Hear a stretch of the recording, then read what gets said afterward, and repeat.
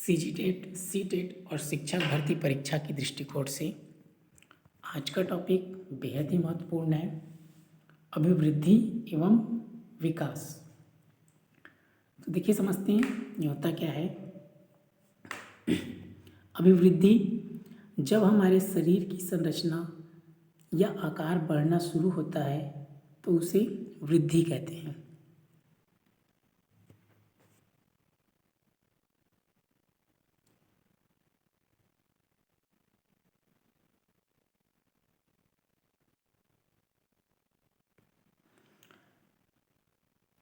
मतलब ये क्या है, अभिवृद्धि का मतलब जैसे हमारे शरीर का जो आकार बढ़ता है, जैसे पहले हम छोटे रहते हैं, छोटे बच्चे, जैसे इसमें देखिए ये छोटा है, फिर ये बड़ा हो गया, फिर बड़ा, फिर बड़ा, ठीक है, फिर बड़ा, फिर छोटे हो जाते हैं। हमारे शरीर का जब आकार क्या है बढ़ता है तब वो क्या है, वृद्धि है। जब हमारे मानसिक, यहाँ विकास में देखिए, जब हमारे मानसिक, सामाजिक, संवेगात्मक या बौद्धिक पक्षों में परिपक्वता आती है तो उसे विकास कहते हैं, मेच्योरिटी। जैसे कि इसमें विकास क्या होगा, हमारा जैसे हम छोटे रहते हैं तो हमारा दिमाग थोड़ा मतलब उतना विकसित नहीं रहता है, फिर धीरे धीरे जैसे हम बड़े होते जाते हैं हम क्या हो जाते हैं, मिच्योर होते जाते हैं, तो वही क्या है, विकास है।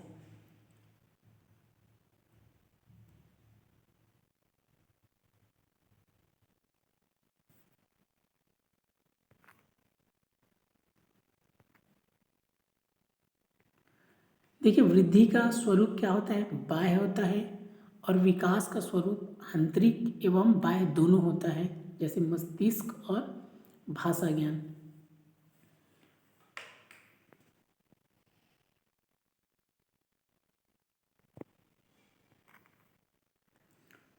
वृद्धि कुछ समय के बाद रुक जाती है, विकास जीवन भर चलता रहता है। इम्पॉर्टेंट है, विकास क्या है, जीवन भर चलता रहता है, हमारा जो प्रोग्रेस है वो चलता ही रहता है। वृद्धि तो कुछ समय बाद रुक जाता है, क्योंकि हम छोटे रहते हैं फिर बड़े होते हैं, उसके बाद क्या हो जाते हैं, फिर बड़े बाद फिर छोटे हो जाते हैं।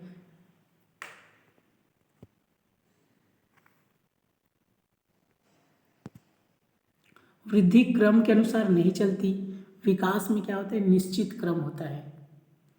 जैसे कि वृद्धि क्रम के अनुसार नहीं चलती, कभी हमारी लंबाई बढ़ती है तो कभी हमारा भार बढ़ता है।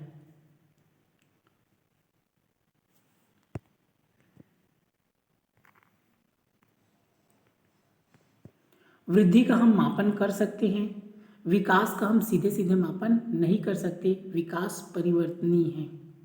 वृद्धि का मापन कहने का मतलब जैसे हमारा वजन कितना है ना, 40 किलो, 50 किलो, 60 किलो, ऐसे हम लोग क्या कर सकते हैं, उसका मापन कर सकते हैं, लेकिन विकास का सीधे सीधे मापन नहीं कर सकते हैं।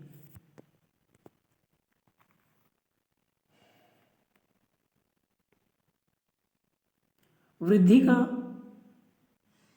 का हम मापन कर सकते हैं, उदाहरण हम भार, लंबाई को नाप सकते हैं, जैसे अपना वजन, हमारा लंबाई कितना है, हाइट कितना है, ये हम बता सकते हैं। विकास का हम सीधे सीधे मापन नहीं कर सकते, उदाहरण हम सामाजिक विकास, नैतिक विकास का मापन नहीं कर सकते, हम केवल मानसिक विकास का मापन कर सकते हैं। मानसिक विकास का इसका एक बुद्धि लब्धि निकालने का फार्मूला भी है, मानसिक आयु बटे शारीरिक आयु गुणा 100। ये क्या है, बुद्धि लब्धि का है, आईक्यू लेवल, इसको हम माप सकते हैं।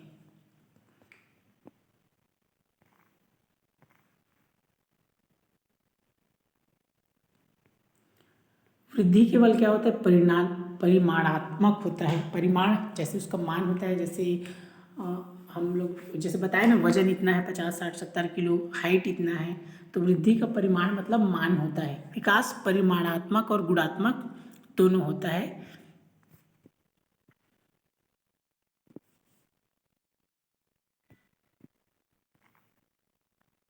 वृद्धि होने से विकास हो भी सकता है और नहीं भी, विकास वृद्धि के बिना भी संभव है।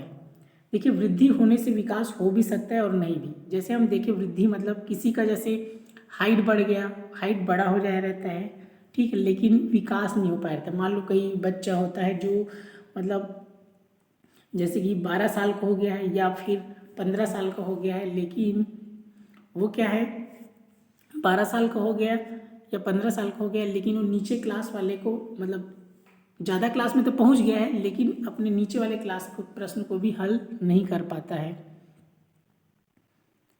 मतलब तो उसका शारीरिक वृद्धि हो जाता है किसी का, लेकिन उसका क्या है, बौद्धिक विकास नहीं हो पाया रहता है। तो वृद्धि होने से विकास हो भी सकता है और नहीं भी नहीं भी। विकास वृद्धि के बिना भी हो सकता है। इसमें क्या है, जैसे कि आप स्टीफन हॉकिंग को जानते होंगे, जिनका क्या है, शारीरिक वृद्धि नहीं हुआ था। उसमें क्या है, वो न चल सकते थे, न बोल सकते थे, कुछ नहीं कर सकते थे, लेकिन क्या है, उनका विकास हुआ था। तो उनका शारीरिक वृद्धि तो नहीं हुआ था, लेकिन विकास क्या है, हुआ था उनका।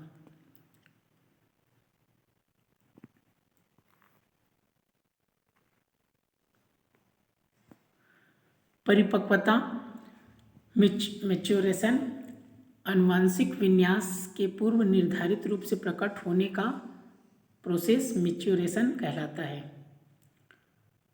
यह हेरिडिटी से रिलेटेड होता है, मतलब अनुवांशिक होता है परिपक्वता। बड़े होने पर मैच्योरिटी आती रहती है, मतलब जैसे जैसे हम बड़े होते हैं हमें क्या आता है, मैच्योरिटी आता है।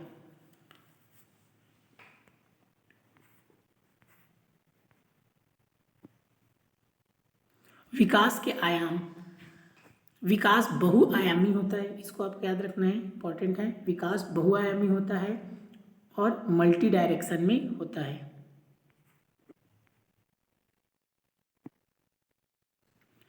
शारीरिक विकास, फिजिकल डेवलपमेंट दूसरा, फिर तीसरा है गत्यात्मक विकास। यह एक तरह से बालक के शारीरिक विकास से ही जुड़ा है। यह मसल्स, हड्डियों की क्षमता और उन पर कंट्रोल करने से संबंधित होता है। गामक विकास में बालकों के चलने, दौड़ने, कूदने, भोजन करने आदि विषयों को शामिल किया गया है। इसको दो भागों में बांटा गया है। पहला है fine motor skill and gross motor skill. इसको समझते हैं, फाइन मोटर स्किल क्या है।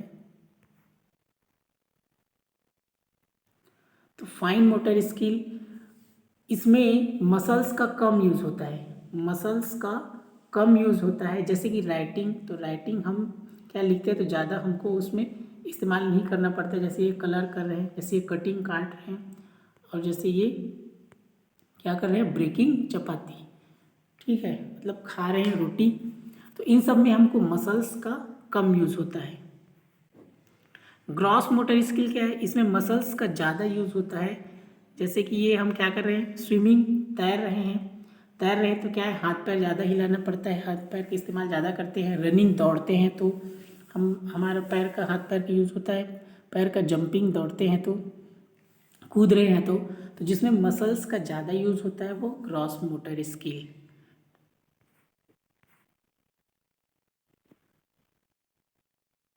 फिर है मानसिक विकास या संज्ञानात्मक विकास। उसके बाद है सामाजिक विकास, सांवेगिक विकास, इमोशनल डेवलपमेंट, नैतिक विकास,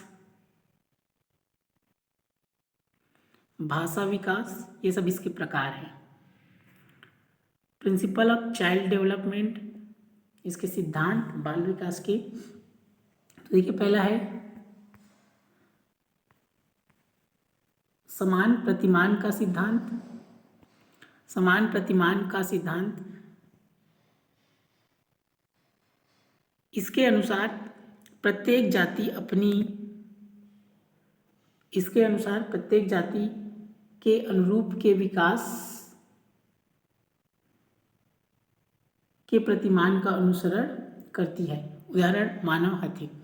ये प्रतिमान का सिद्धांत कहने का मतलब, जैसे हमारे देश में बच्चा जैसे हुआ है तो जिस प्रोसेस में वो आगे बढ़ता है वैसे ही दूसरे देश में भी बच्चा होगा तो वो भी क्या है, उसी प्रोसेस में आगे बढ़ेगा।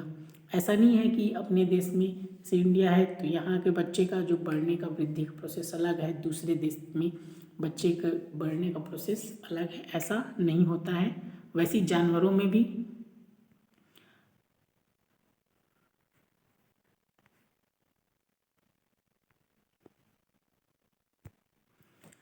दूसरा, विकास की दिशा का सिद्धांत। विकास की दिशा सिर से पैर की तरफ होता है, ये इंपॉर्टेंट है। विकास की दिशा कहाँ से कहाँ तक होता है? सिर से पैर की ओर, पैर की तरफ चलती है। जब हमारी विकास की दिशा सिर से पैर की तरफ होती है तो इसे मस्काधोमुखी भी कहते हैं। इंपॉर्टेंट है, इसको आपको याद रखना है। विकास की दिशा सिर से पैर है तो मस्काधोमुखी। दूसरी तरफ जब हमारे विकास का क्रम मध्य से होकर बाहर की तरफ होता है, मध्य से बाहर की तरफ होता है तो यह समीप दुर्भिमुख कहलाता है। क्या कहलाता है? समीप दुर्भिमुख कहलाता है। अतः हम कह सकते हैं विकास क्रमिक होता है। निरंतरता का सिद्धांत, विकास कभी न रुकने वाली प्रक्रिया है, यह जीवन पर्यंत चलने वाली प्रक्रिया है, केवल इसकी मंद और तेज होती है। ठीक है, इसको याद रखना है। अनिरंतरता, विकास के प्रोसेस के दौरान उभरने वाले नए तरीके जो संसार को समझने में हेल्प करते हैं, वही विकास का अनिरंतरता सिद्धांत कहलाता है।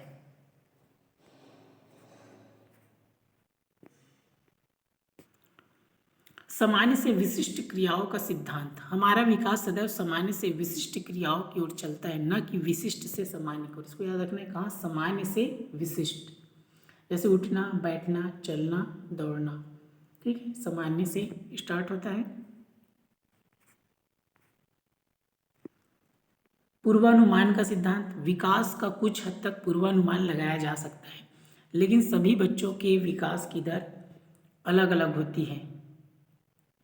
जैसे पूर्वानुमान में कहने मतलब, जैसे कोई बच्चे को हम पढ़ा रहे हैं तो हम पहले से अनुमान लगा लेते हैं बच्चे को देखकर कि वो कहाँ तक जाएगा। जैसे कि कई बच्चे होशियार होते हैं, कई कमज़ोर होते हैं, तो इस प्रकार हम पूर्वानुमान उसका लगा सकते हैं कि ये बच्चा जैसे क्लास में अच्छा रिजल्ट लाएगा, अच्छा अंक लाएगा।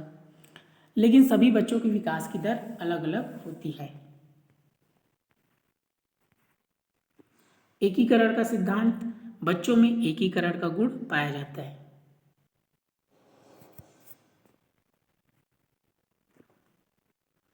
वर्तुलाकार बनाम रेखी प्रगति का सिद्धांत, विकास कभी भी रेखी नहीं होता, मतलब वह कभी भी सीधी रेखा में नहीं चलता, कभी उसकी गति धीमी तो कभी तेज होती है।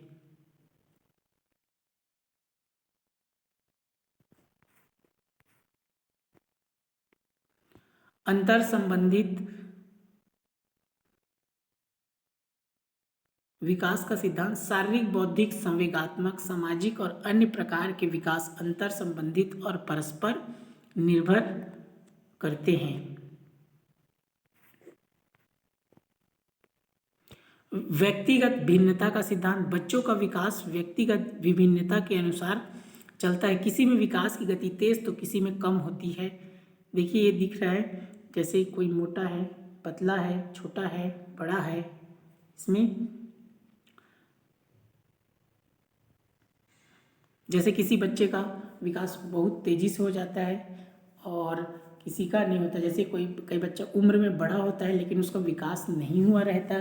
कई बच्चे कम उम्र के रहते हैं लेकिन उनका विकास तेज़ी से हो जाता है, वो होनहार जल्दी सीख जाते हैं चीज़ों को, कि बच्चे धीरे धीरे सीखते हैं।